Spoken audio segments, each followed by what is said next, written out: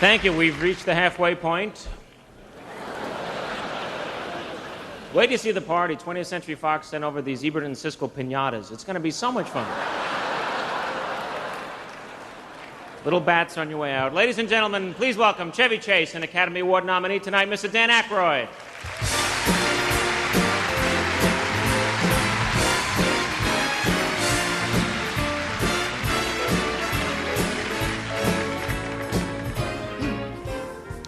The nominees for Best Achievement in Visual Effects are... In The Abyss, computer software was first used to model and animate a wireframe design. Next, shading and texture effects were added, and the end result was the pseudopod, a creature made entirely of seawater. One of the many ingenious effects from nominees John Bruno, Dennis Muren, Hoyt Yateman, and Dennis Skotak.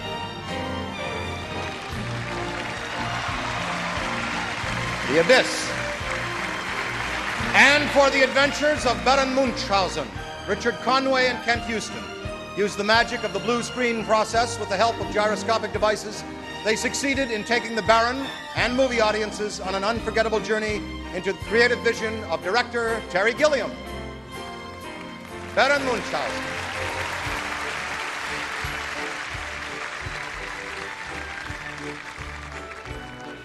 Take a look at this scene from Back to the Future 2. Can you tell it's Michael J. Fox playing 3 separate roles at the same time? Nominees Ken Ralston, Michael Anteri, John Bell, and Steve Gawley used a specially built camera and dolly to photograph each member of the Marty McFly family.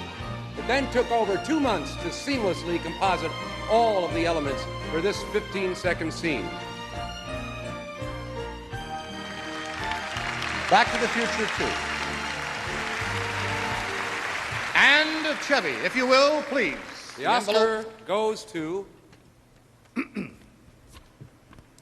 John Bruno, Dennis Muren, Hoyt Yateman, and Dennis Skotak for The Abyss. The Abyss.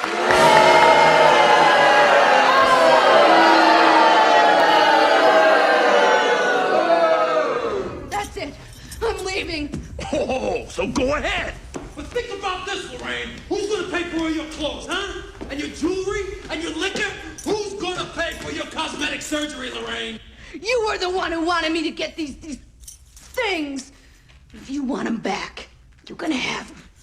Look, Lorraine, you walk out that door, and I won't only cut off you, I'll cut off your kids. You wouldn't. Oh, wouldn't I? First, your daughter, Linda. I'll cancel all her credit cards. She can settle her debts with the bank all by herself. Your idiot son, Dave, I'll get his probation revoked. And as for Marty, well, maybe you'd like to have all 3 of your kids behind bars, just like your brother Joey. One big, happy jailbird family. All right, Biff. You win. I'll stay. As for you, I'll be back up here in an hour, so you better not be.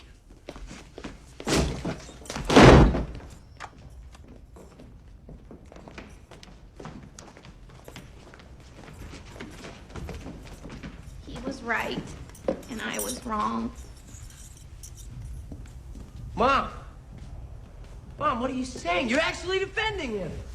I had it coming. He's my husband, and he takes care of all of us. And he deserves our respect. Respect! Your husband! How can he be your husband? How could you leave Dad for him?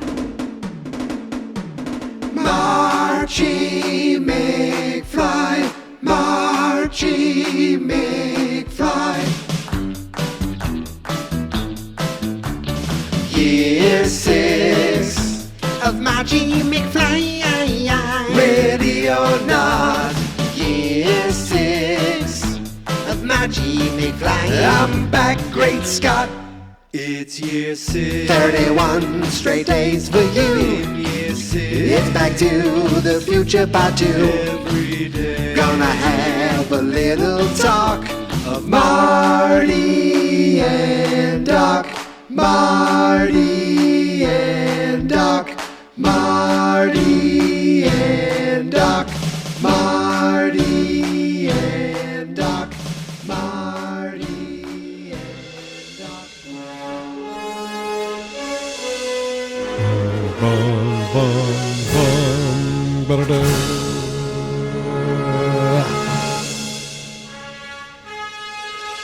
Wham,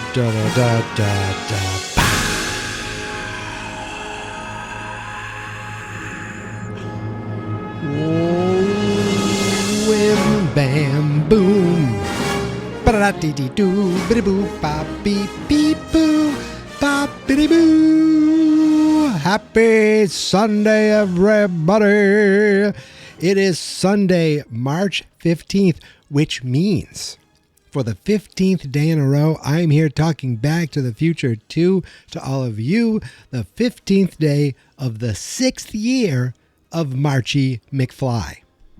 If you take the first 5 years, 31 episodes each, plus the extra bonus episode for the musical, plus these 15 episodes that we're on, the 15th episode right now, this is the 171st episode of Marchy McFly. It would have sounded better if I did it yesterday to have a nice round number of 170, but I didn't think of that yesterday, so here we are today, and today we are celebrating the biggest night in Hollywood. The 98th Academy Awards is this evening, and it made me think, Michael, I said to myself, I said, yes, Michael, was Back to the Future Part 2 nominated for any awards?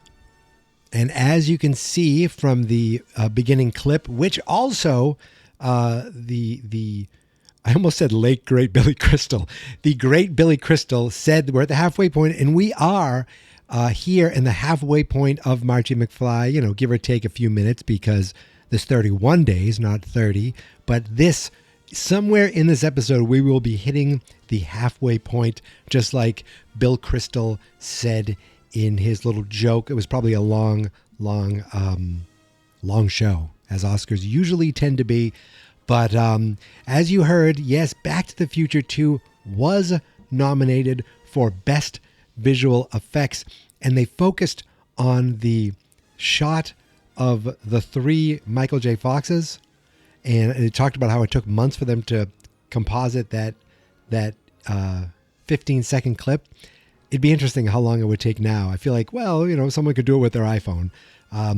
But it was nominated for Best Visual Effects, and it did not win. It lost to The Abyss. And yes, the Marchy McFans, you could hear them booing at the beginning. But to be honest, to be fair, The Abyss is an amazing movie, and the effects in that are pretty groundbreaking. Think about that. That is before T2. So yes, everyone wants to talk about T2, but James Cameron's like, before we have liquid metal guy, let's just have liquid guy. And that's what they did with The Abyss. And I remember thinking, it reminds me of watching it at a birthday party at my buddy Dave's house, maybe his sister's birthday, and watching it and going, this looks kind of cool. And then reading about it and then watching it later. And then I bought it on was it a 2-tape letterboxed VHS from Suncoast Video, and I remember having friends over, and we rented a couple movies. We never watched them, so the friends went home. I took my girlfriend home, my now wife, and I said, you know what, I'm going to fall asleep watching this movie. And I stayed up and I watched the whole thing, the long extended cut with the tidal wave. I just thought it was amazing, and I loved it. But I'm not here for The Abyss, but I had to give it a mention because it did win the Oscar, and I think it was deserving. I believe it was deserving. And just to give you an idea of what the best visual effect nominations are for this year, it's Avatar, the third one, Fire and Ash, F1, Jurassic World, Rebirth, The Lost Bus, and Sinners. And just looking at those nominees, it's like, okay, Jurassic World, yeah, Jurassic, the dinosaurs were cool and interesting and like surprising the first time and maybe the second time. But like now, what are we, the 7th time? No, I think we're okay. I think we can move on from Jurassic World. Avatar, it always looks nice, but it's more of the same. To me, it's more of the same. The Lost Bus is a Matthew McConaughey movie that I heard someone talk about how the way they did the fire in that movie is incredible and really well done. F1, all the car racing, I'm sure that's real. So sometimes when you make something that's real look real, it's very impressive. Like with Top Gun, I don't know. That's the kind of thing that's like, okay, anyone can make a monster, but give me something that looks really real. And then you have Sinners, and that's, I mean, most of it's the Michael B. Jordans, I think. It's like, that's the most special effects. Then there's that incredible music number. I don't think Sinners will win for that. So I am doing a poll, a vote, like a little game with a pool with some friends, not for money. At least they didn't say anything for money. So I made a form. They filled it out. I need to fill mine out. And I think I'm going to go. I'm going to pick F1. I think. And I will tell you tomorrow if I was right or wrong. And that's only if I remember. And yes, I'm saying this early. I'm talking about the Oscars because they haven't happened yet. Yes, I'm talking to you at 9 in the morning on Sunday, 9 in the morning, bright and early, because I want to relax tonight. I didn't want to work on the podcast tonight. I thought, you know what, Mike, get up early, do your morning chores, get your coffee, get your groceries. Groceries, that's a weird word, huh? Groceries. Get your groceries, and then talk about really one of the most depressing parts of Back to the Future, Part 2.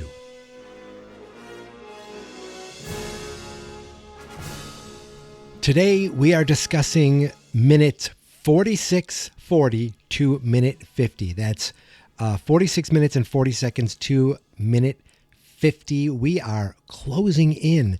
In the next 3 days, we will be at the hour mark or already. And today we learned what the aftermath of what we saw yesterday, where we learned that back in 1973, the year of my brother's birth, that Lorraine Baines McFly ended up getting married to the CEO and founder of Biff, Biff Tannen, the luckiest man in the world, the what is it, Hill Valley's #1 citizen, all that garbage. And he loved Lorraine. Third time's a charm. It seems like, I don't know how long he's been married before that, but it seems like from 1973, now we're in 1985, they've lasted not quite a decade, but still pretty good, pretty strong. These lovebirds must really be connecting, really be in love. And yet everything we see in this clip shows the opposite, shows some depressing abuse.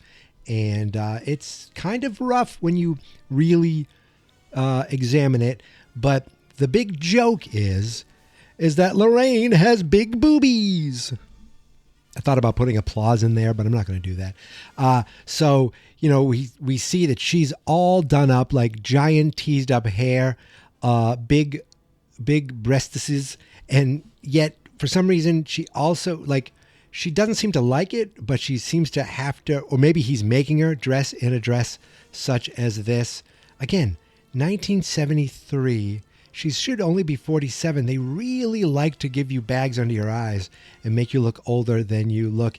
And, but that's, I guess she still doesn't look as bad as she did in the original beginning of Back to the Future. No, I shouldn't say that, because she looks way worse than she does at the end of Back to the Future. And she looks worse than she does when she's 77 in 2015. I know I wasn't going to talk about 2015, but the thing is she's still drinking. And now I feel like she's drinking out of depression even more. And it's rough to see.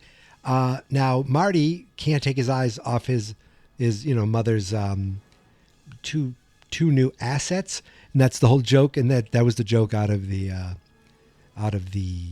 trailer. You're so big. And it's 1985, this is 1989, so that's still kind of I feel like big giant boobs are, I don't know if they ever went out of style, but I feel like they were more in style in the 80s than ever. I'm guessing, right? I'm guessing. I'm saying. She's like, Marty, this is, what? He says these things, and she doesn't question, what do you mean I'm so big? What are you talking about? Stop staring at my chest. She's like, Marty, are you okay? There's a level of, like your head's in the clouds, not listening. Now, maybe because she's a little drunk, she seems to be carrying her drink everywhere she goes. And I think she was going to call for help, but then we see, oh no. And she's so scared. It's your father. He goes, my father? My father? And Biff runs in with his 3 cronies and says, you're supposed to be in Switzerland, you son of a bitch. And this is where we get our first actual glimpse of the new version of Biff. Hair looks pretty much the same. Did they give him a worse brow? Like, they definitely made him scarier looking than at the end of Back to the Future, the original. Big gold chains, big dumb suit, big giant collar. And he says, what, did you get kicked out of another boarding school? So it seems like the Marty that is of this timeline, because the Marty of this timeline would have never traveled back in time. So he's still there. So this Marty is a Marty out of time.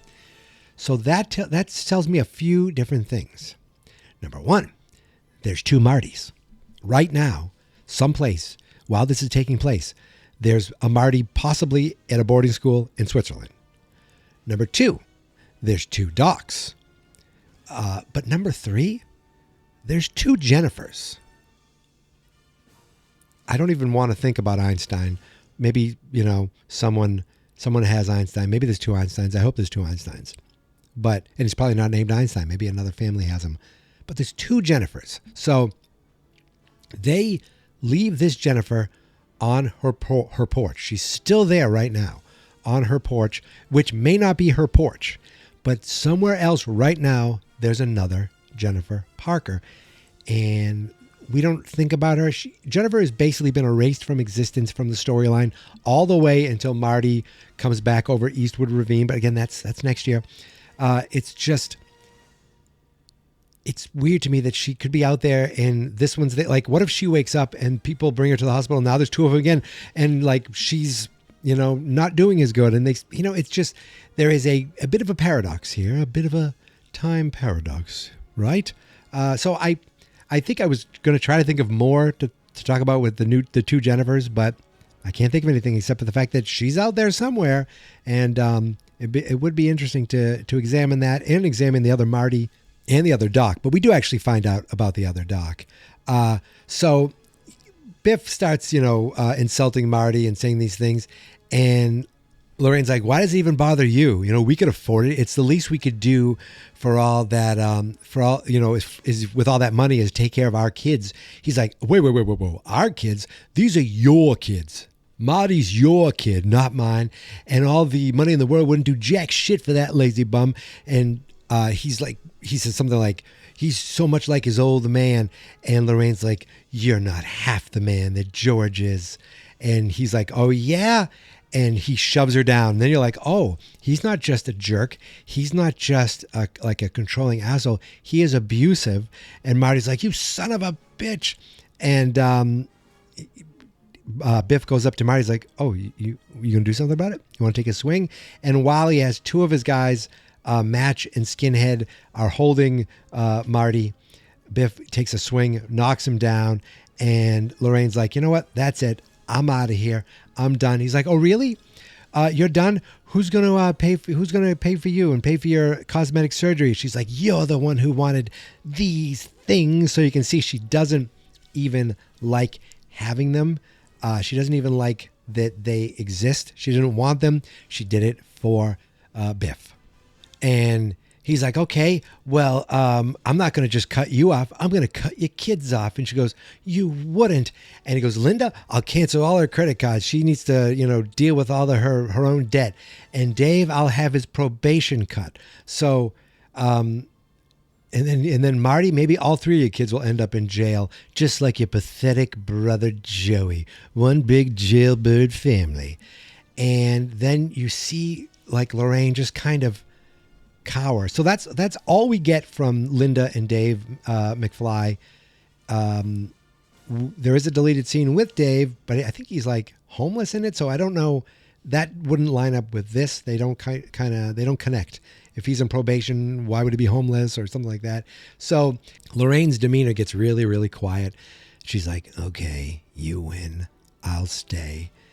And he turns back. Now, why would you want someone who doesn't want to stay and feels like they're forced to stay because you're a controlling asshole and you like holding the control over someone because you're a weak, pathetic man. And he goes, as for you, I want you gone when I come back.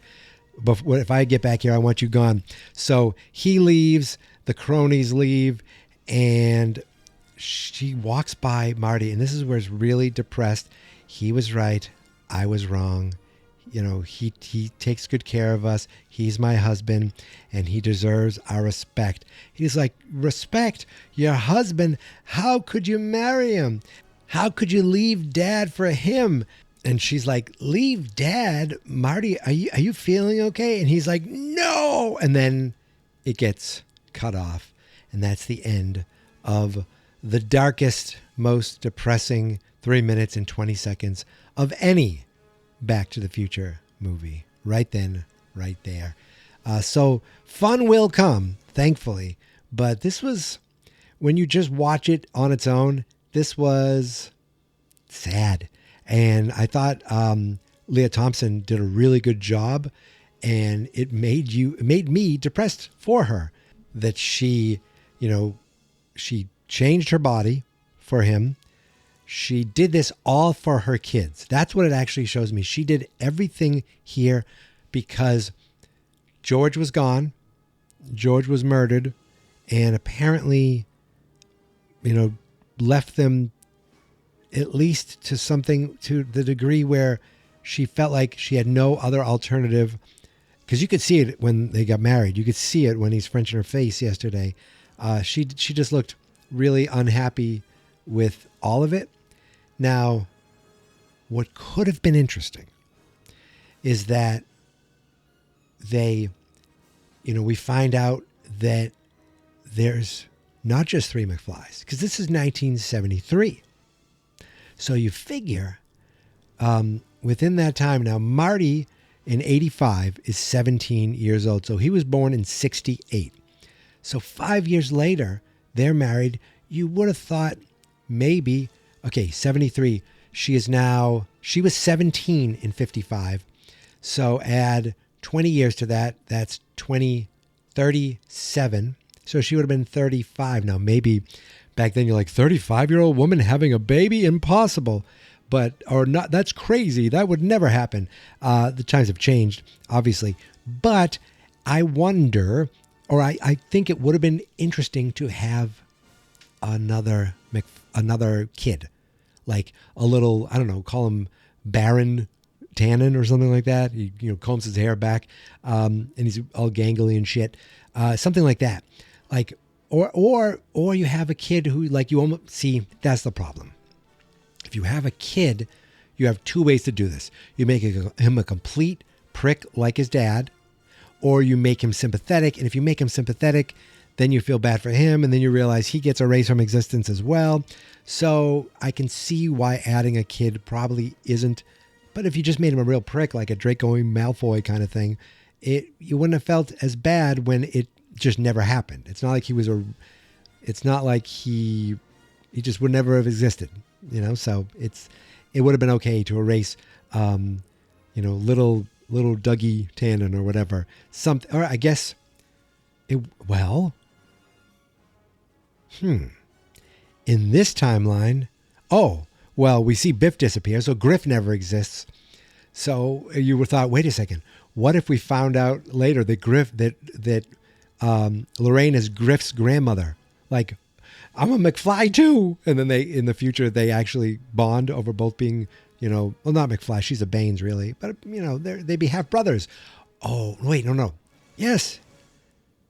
Griff's father would have been Marty's half brother if they had a baby and that turned out to have a baby with Griff. Look, I am all over the place, but that's the fun of just coming up with all these different things. The one thing I do want to say is the special effects, the visual effects for Back to the Future 2 are pretty spectacular, especially for 1989, but it almost looks like Lorraine is wearing like a Miss Piggy colored cloth suit under her, to have the big boobies.